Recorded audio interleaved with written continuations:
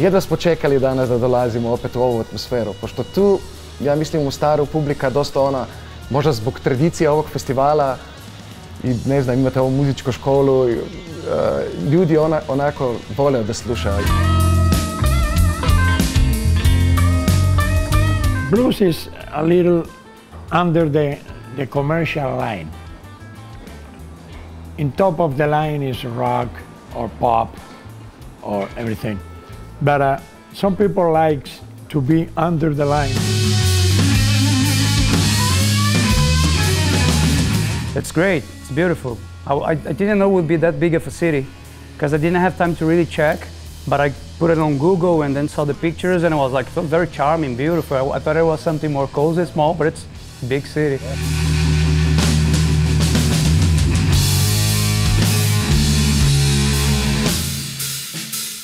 Najveći izazov je uvijek prostor, naći prostor i izvođač. Dakle, kada ko putuje, Mostar Blues i Rock Festival je internacionalni festival od samog početka, dakle, i onda naravno koliko ti kasa ili koliko novca možeš da nađeš da bi u stvari zatvorio finansijski cijelu konstrukciju. Ali to je uvijek, stvarno to je uvijek izazov. Dakle, znaš, ne možeš da uzmeš previše rizika, a opet, ne znam, ali evo, opet smo, evo ga, danas je, mislim, drugi dan festivala i svi ti izazovi nekako su sada iza nas, to jest radimo što radimo. Večeras ćemo početi sa programom koji se zove Jimi Hendrix Show. Uradit će ga po mnogima najbolji slovenački gitarista trenutno, Julijan Erić. On sa svojom grupom koja je za ovu priliku nazvana Midnight Lightning po Hendrixovoj pjesmi večeras nastupa i dakle vrlo zahtjevan repertoar. On je bio na festivalu i ja znam o kakvom kalibru se radi i kakav je gitarista i zaista će to biti za sve sladokusce jedan pravi događaj, posebno fanove Jimi Hendrixa.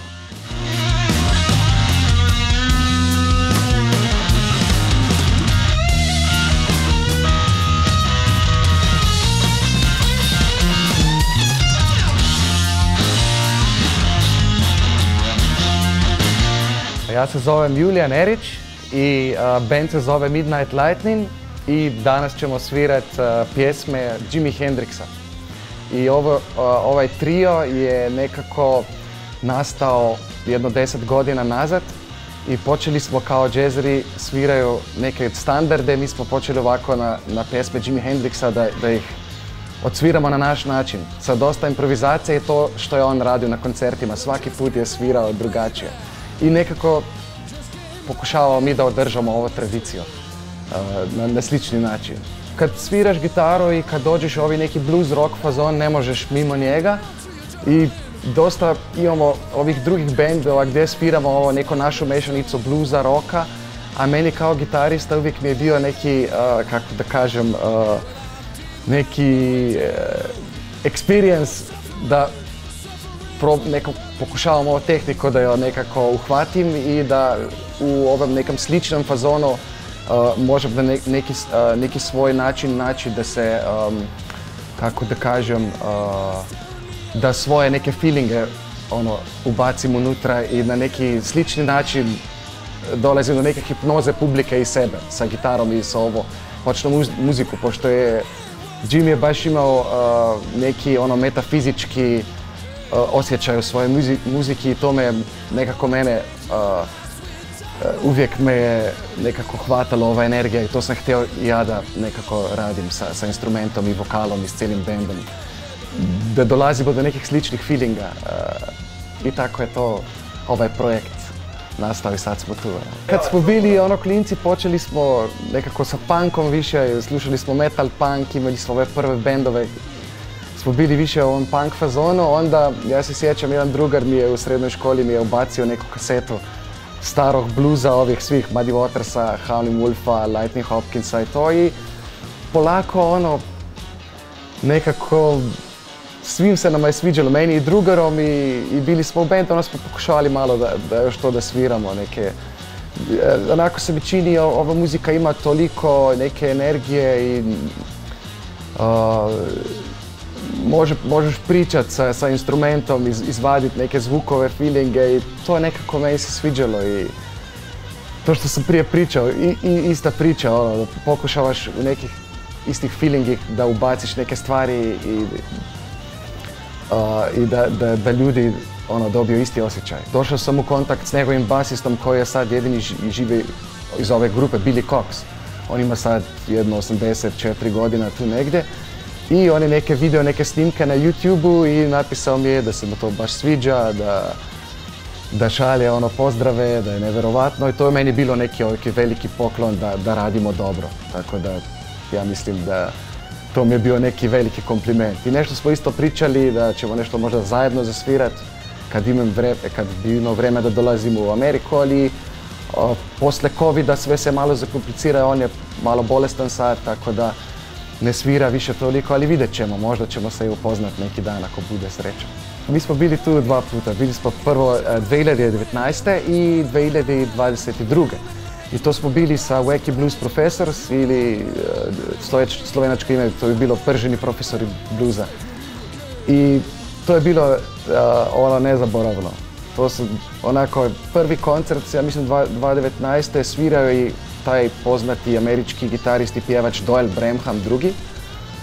I baš mi smo svirali, ja mislim da isto prvi ili drugi ispred njega, ali toliko smo oduševili publiku da nam je bilo to nam nije bilo naravno, svi su htjeli da se potpišemo, da popričamo, i toliko, baš ne znam, jedva smo čekali danas da dolazimo opet u ovu atmosferu, pošto tu, ja mislim u Mostaru publika dosta možda zbog tradicije ovog festivala i ne znam, imate ovu muzičku školu, ljudi onako vole da slušaju i jedva čekaju da dolazi neki rock koncert sa nekom dobru energiju, tako i nama isto.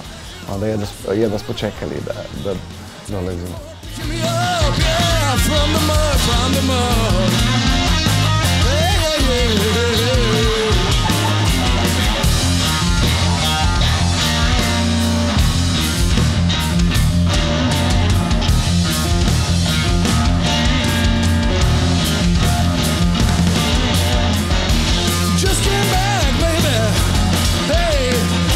Just came back from the storm, yeah.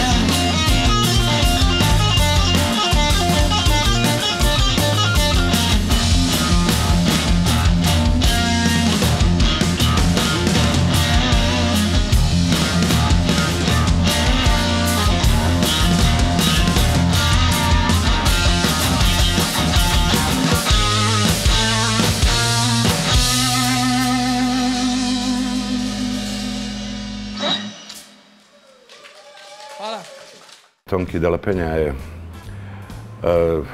ima titulu madridskog oca bluza, čovjek koji je nastupao sa Mick Taylorom, sa Hendrixovim Band of Gypsies, da ne nabrajam sad, znači čovjek cijeli život, već 30 godina je u bendu, cijeli život živi, propagira blues i evo ovo je prilika da vidimo šta je to, šta su i ko su španske perjanice bluza, to bit će izvrsno iskustvo. Inače, Tonki Blues Band je nasloven na tradiciju Peter Greena i Fleetwood Maca, dakle radi se o onome britanskom soft pristupu, ali sa španskim akcentom, tako da će i to biti vrlo interesantno.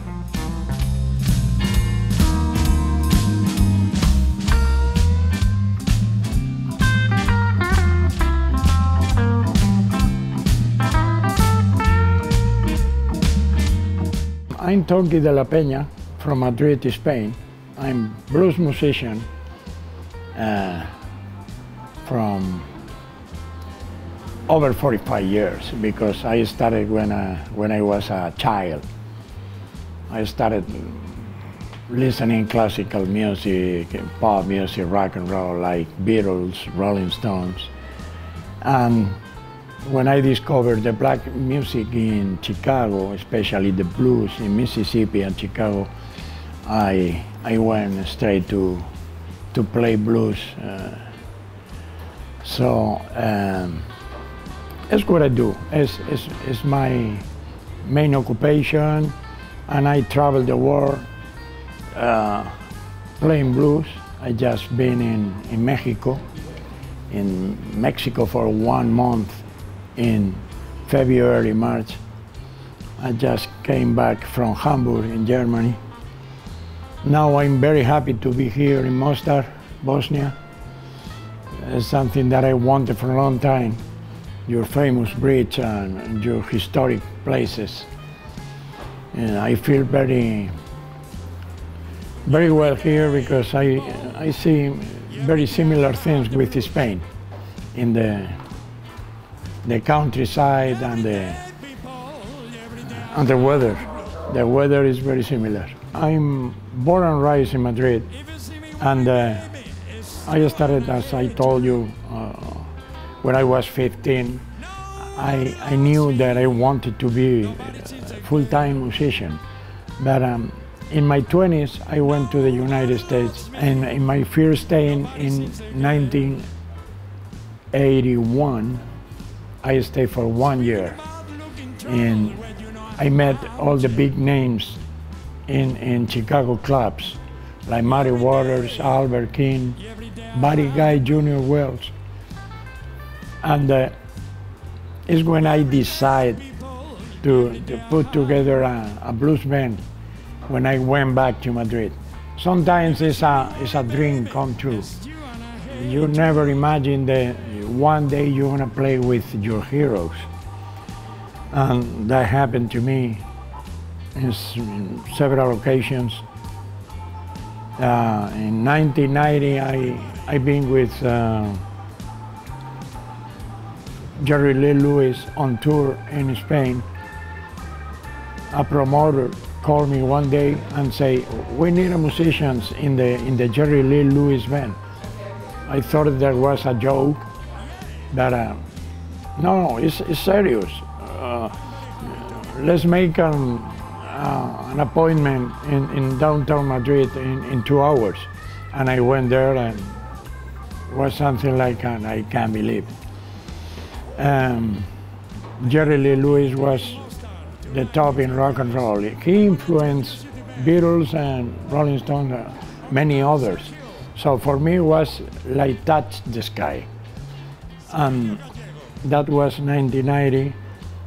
But before, in 80s, when I was in New York for an stay of 3 weeks, the local musicians take me to one place called the Lone Star Cafe in the 14th Street.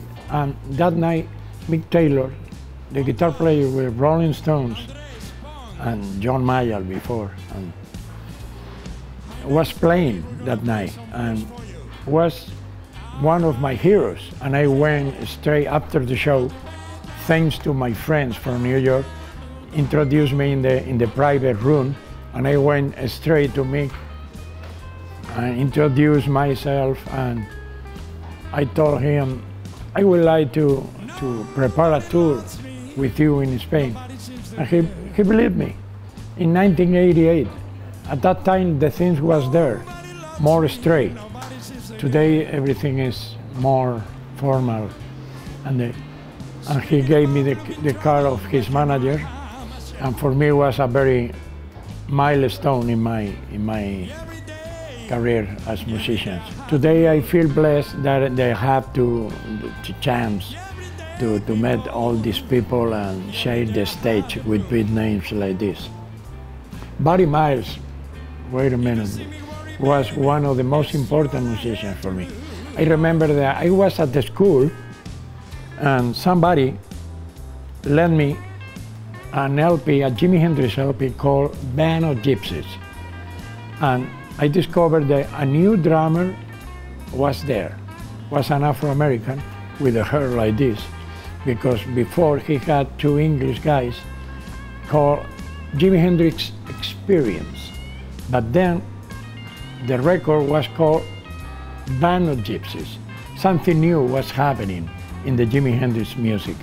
And the drummer, Buddy Miles, impressed me when I was like 15 or 16 or something like this, in the early 70s. And for me it was a dream when I arrived to contact him and bring it to Spain to 5 years. I got a record that I'm gonna sell in the festival that I recorded in 2003 in Dallas, Texas, and for me it was a dream to play with the guy singing and drumming. Was something out of normal thing. The good thing for the blues is the people that follow the blues is very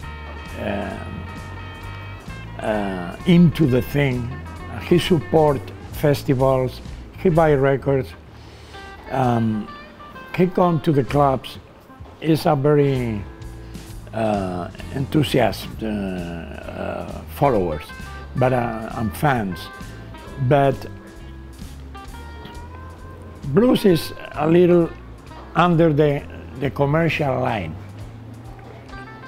In top of the line is rock or pop or everything. But some people like to be under the line because it's a way to preserve and don't make so commercial the style. So, but it's happening. There is a lot of festivals in Spain from 80s, especially in 80s, when the blues music started again strong in Europe, was in 80s. I spoke with friends in France and Italy, and they told me the same. It was around 1983, 1985 that the blues started again with power. That was thanks to guys like Stevie Ray Vaughan and people in Texas playing this music that put it back on the spot again. Because in the 70s the blues was very underground. Not so many blues festivals.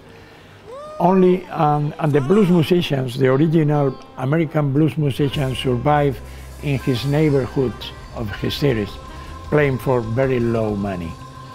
But in 80s, everything. And I was in the right moment at the right place, because Madrid was a city with a lot of action and a strong nightlife. It's known as one of the strongest nightlife in Europe, and with many clubs, many places to play.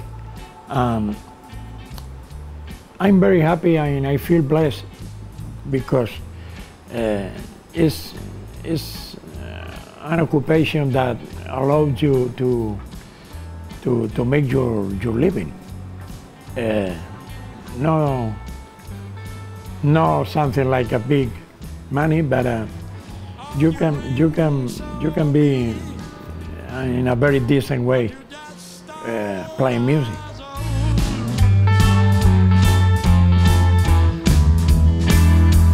Big boss men, can you hear me when I'm cold?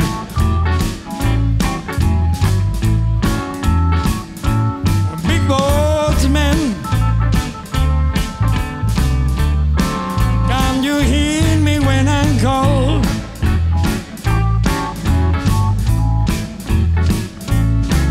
All your ends so big, you just stole.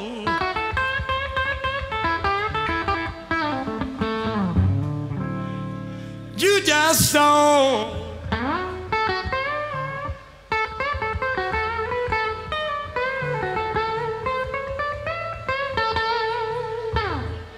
You just stole the soul.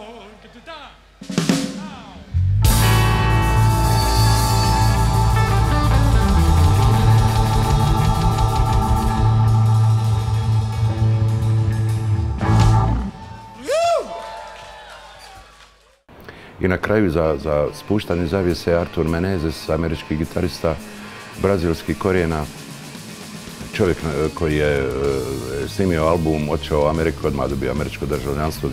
Album je takav odjek imao i toliko je rasprodat da je to uspio.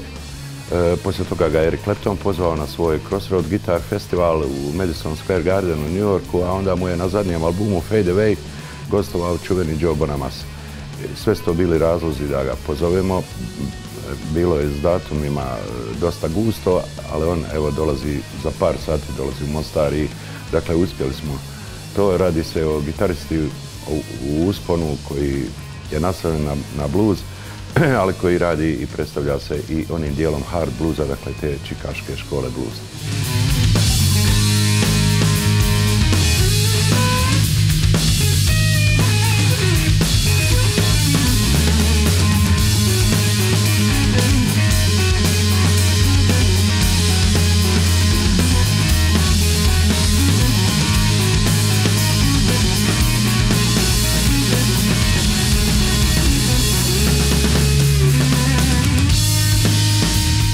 My name is Artur Menezes. I'm originally from Brazil, but I'm also American. I've been living in the United States for the last 10 years. I'm based in Los Angeles. My first time in Mostar, not first time in Bosnia. It's great, it's beautiful. I didn't know it would be that big of a city because I didn't have time to really check, but I put it on Google and then saw the pictures and I was like, it was very charming, beautiful. I thought it was something more cozy, small, but it's a big city. It's really cool. Yeah. It was in two ways. The first way, it was through rock and roll, because blues is the mother and the father of rock and jazz and so many other genres. So I was already listening to rock and roll when I was 3 years old. So because of my big brother, he was listening to AC/DC, and AC/DC's guitar player, Angus Young, he's very like bluesy, inspired, oriented, you know. So, but I didn't know blues at the time, but I used to live close to a radio station, and there was one day that I was jamming guitar, learning, because I'm a self-taught musician. I learned to play by ear, so I was playing, and then I heard that music coming from my speakers, from the interference of the radio. So I stopped the record that I was playing together, started jamming with that, and then the radio host, he said, this is a, of course in Portuguese, he said, this is a show about the blues, and this and this and that, and he said the phone number, so I called, hey, what is this blues? And then he explained to me, and then after that day, I think at that time I was 12 years old, something, I started playing around that age. And then from that day I fell in love with the blues, so that's what I've been doing here. It was first time I played with Buddy Guy. It was very interesting, because it was back in 2011. I was in Chicago, and then he jumped on stage while I was playing, start singing. So it was really cool. And actually I've been to some interviews before, and they always ask me, how did you feel? Did you feel nervous when Buddy Guy came on stage? And my answer is always, it's very legit. They're always like, no, because I knew every Buddy Guy's move, every Buddy Guy's song and album and everything. I'm still a big fan. So for me it was like playing with him, but not for the first time, because I've been playing with him, listening to his records in my home like since I was a kid, so it was very natural. It was really cool. I got my green card, which is a step towards citizenship.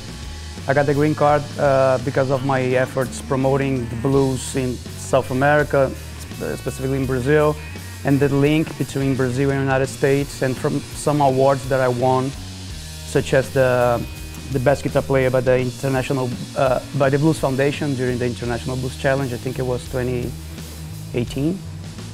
So all of those things, they helped me to get the green card, and after the green card I got a citizenship, because I've been living there for 10 years, so it became my home.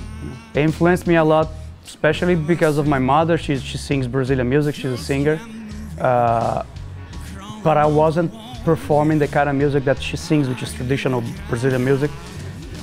I was always like blues or rock, but that runs in your veins. It stays there because it's my culture, right? Especially the music from northeast of Brazil, which is called, one of the styles, it's called baião, which is something that I mix a lot with my music. So, but I don't do like in such an obvious way that it becomes a little bit of cliche. Like you when you see like a band, I'm gonna mix, and then they start playing a samba in the middle of the song, and it's like, what I do, it's like more something that comes through my melodies and to the way that I breathe the groove and the tempos, and it's more like that. Yeah. Tonight we're gonna be doing songs from my latest EP, AM/FM, songs from my 2020 album, Fading Away, from my 2018 album, Keep Pushing. We're gonna be playing one Jimi Hendrix song, because I've been doing the Experience Hendrix tour. I did the last two 2 tours, so I thought, as a big fan of Jimi Hendrix, to keep the legacy and everything moving. So after that, I just felt like I want to play Hendrix, you know, in my shows, because usually I play my originals, but I'm gonna do that and probably a traditional blues song too, but basically original material.